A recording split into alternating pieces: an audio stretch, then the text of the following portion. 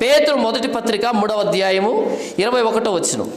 దానికి సాదృశ్యమైన బాప్తిస్మము ఇప్పుడు మిమ్మల్ని రక్షించుచున్నది. అదేమనగా శరీర మాలిన్యం తీసివేయట కాదు గాని యేసుక్రీస్తు పునరుద్ధానం మూలముగా దేవుని విషయము నిర్మలమైన మనస్సాక్షినిచ్చు ప్రత్యుత్తరమే అని రాయబడింది. బాప్తిస్మం అంటే మనస్సాక్షిని కడుక్కోవడం.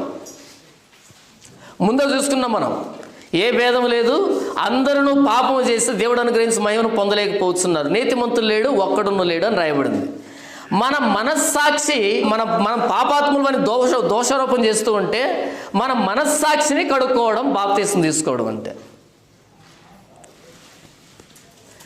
నా లోపల యేసు ప్రభు గురించినటువంటి బలమైన తీర్మానం తీసుకున్నానని బయట అందరికి కనిపించేటట్టుగా బాప్తిస్మం తీసుకుంటాం.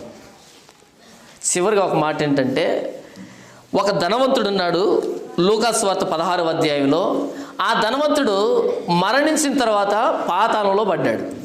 పాతాళంలోనికి వెళ్ళగానే అక్కడి నుంచి పాతాళ లోకంలో నుంచి అబ్రహాముతో ఆయన వేసిన కేకలు ఏంటంటే, తండ్రివైన అబ్రహామా, నా ఎందుకు కనికరపడి లాజరు వేలి కొన నీళ్ళలో ముంచి నా నాలుకను చల్లార్చడానికి నీళ్లు పంపించు అని అడిగాడు.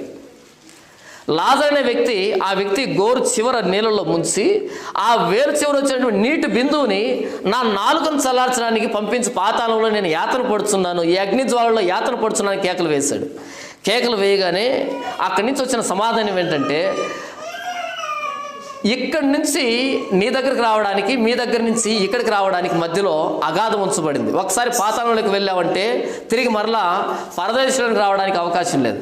ఒకసారి పరదేశంకి వెళ్ళావంటే పాతాళ లోకంలోకి వెళ్ళే అవకాశం లేదు. అంత అగాధం ఉంచబడింది అని చెప్పాడు.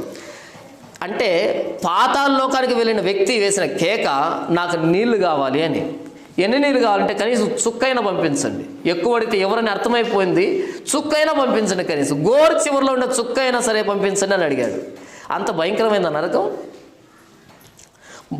నరకం అన్నది అంత భయంకరమైందంటే అంత భయంకరమైంది.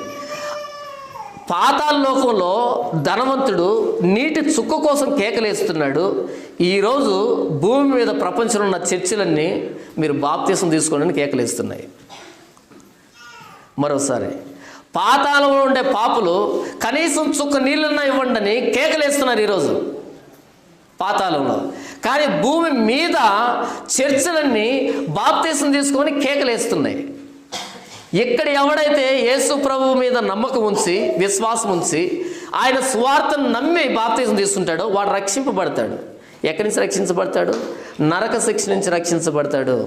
చాలా చిన్న మాట, ప్రాముఖ్యమైన మాట.